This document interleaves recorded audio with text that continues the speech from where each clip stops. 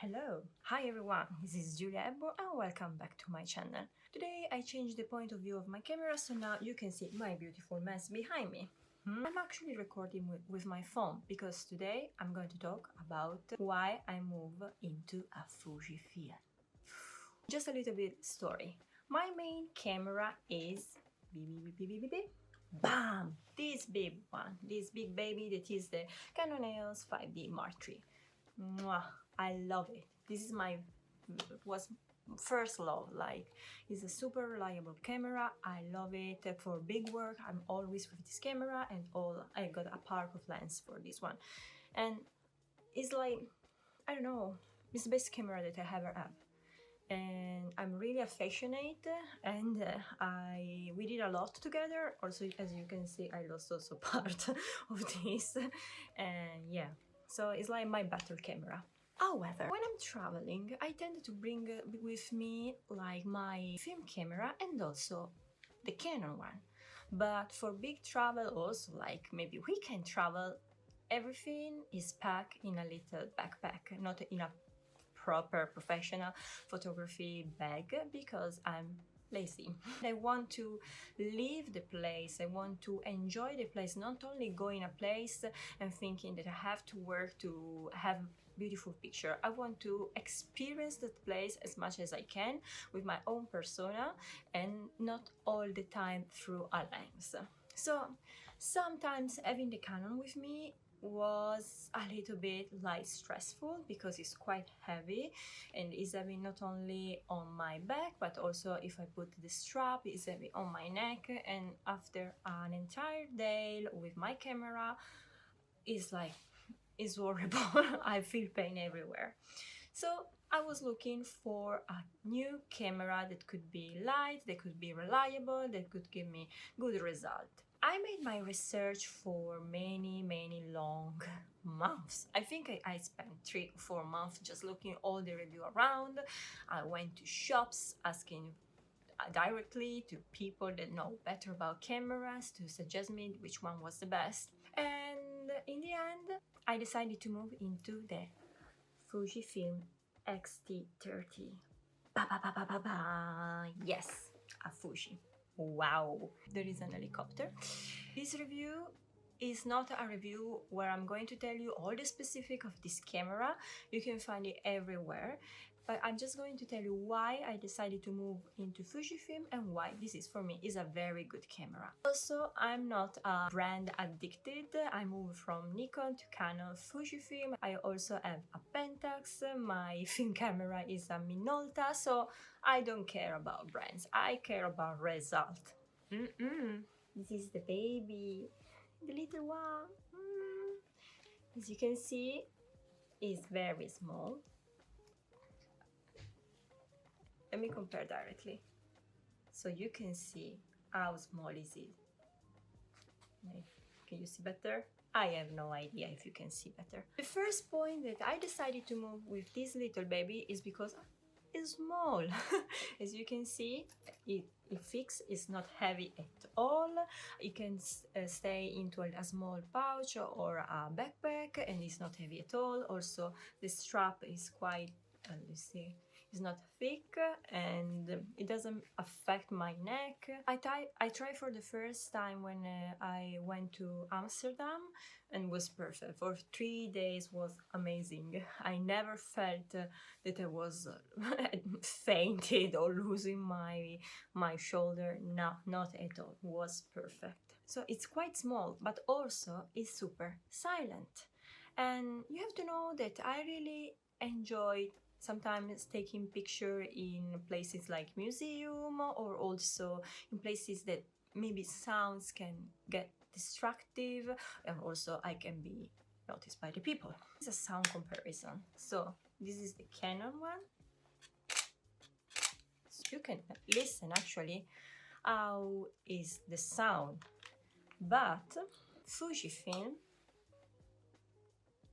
I'm shooting in this moment and you don't know, because it has the silent shutter. I can also have the functionality with the mechanical shutter, but I don't want to use. I just want to be undercover let's say in this way. The second good point about this camera is making very nice picture and amazing videos.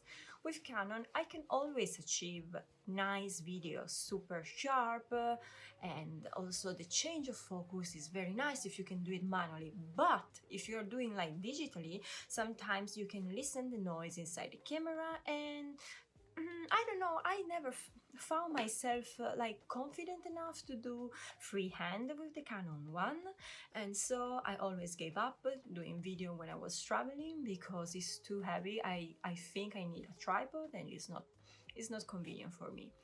With the little baby over here, taking video is quite amazing. It has like an amazing like face tracking, so I don't need to questioning if I'm on focus or not. Especially all the videos that I film recently on YouTube are filmed for the Fujifilm, and was perfect. Everything was perfect. And second, if I want to do a proper video, I can also tilt my little screen in this way, so I can manage to see better everything what's happening. So, and this is not something that is not available on Canon in the 5D Mark III. So video and picture are great, as you can see in the example. I can't complain at all. They are sharp, the shooting shutter is super fast. The video I can film like 20 photograms per second, but also 120 is 4K, and bam bam bam bam bam, so many information and it's amazing. Like, I was looking for a camera that was perfect both for picture and video, because I like doing both. With Canon I cannot do it, but with Fujifilm I'm finally able to do it, and I love it. I really love it. The third point is the camera is touchscreen, so it's amazing. Everything is touchscreen. Now we can see. And I shot a picture, as you can see. So sometimes, especially for video, I found this functionality very useful, because if I want to move a little bit the focus, I can just with a finger. If I want to press and take a picture, I can do it. It's perfect. Also, I can manage like the settings directly on the screen, and not only on the little buttons over here. So it's quite fast, and it helped me a lot, especially if I need to do something very, very fast. The fourth point is the viewfinder. So, because I'm an old lady, I told you that I like to use the screen to the video, but when I'm shooting, I can't look here. I don't know, it makes me very distracted. Like, I can't do this.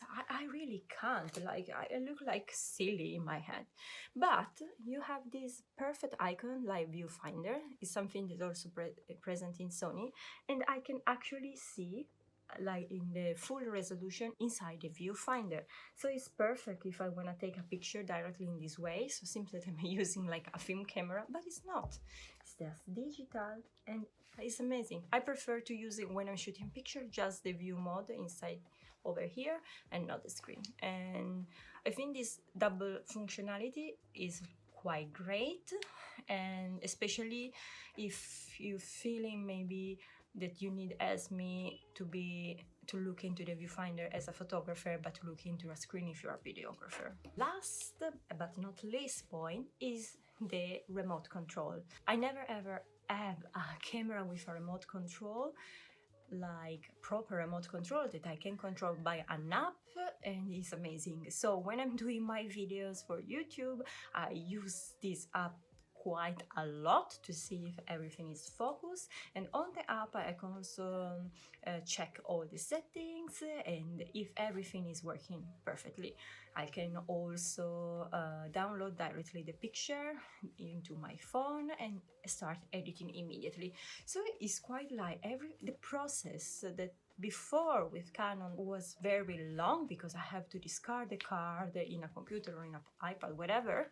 Now it's just quick, and it's perfect, especially if I want to create something specific for social media, or if I want to share a video immediately. It's quite amazing.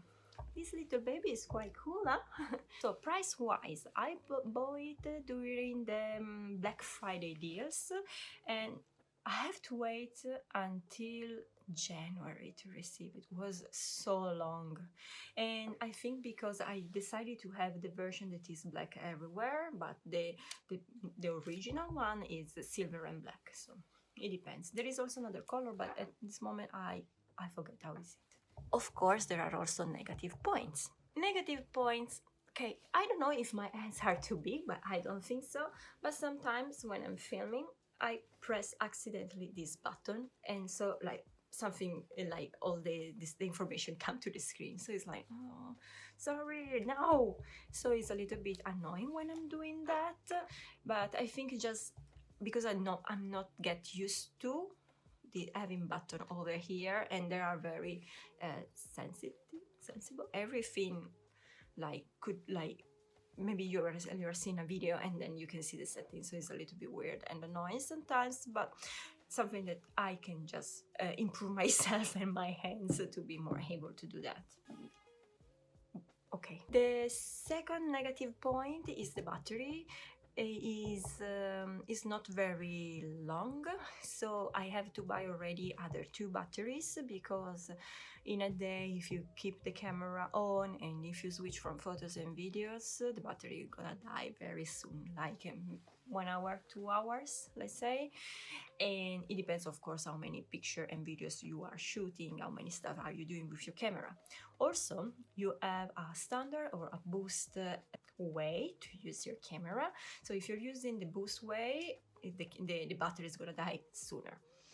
And so I wish the battery could be longer, but anyway, I got other 2, so I can't really complain. It's quite okay. And then the last point is the microphone. So on this side you can on this side you can plug your microphone, and the port of the microphone is not the, let's say, standard one, but is a small one. So this is my tangled lavalier microphone, and normally the mic, you can see it, is like this, but I have to buy this plug to use it properly. So it's like in this. And when I'm using just for YouTube and the camera is on a tripod, is okay, because it's not something that makes me like mad. But imagine filming and moving and then you have this. It's a little bit weird. I think is something that in the long term could be annoying for me, but for the moment it's okay. I cannot complain at all. I'm not doing like great video with an amazing sound, so I think I can manage for the moment. So, what do you think about Fujifilm? Have you ever tried any Fujifilm camera? Do you like them? Do you recommend it? What do you think is the strength and the weakness point of the Fuji cameras? Let me know in the comment below. Consider to subscribe and see you next time. Bye!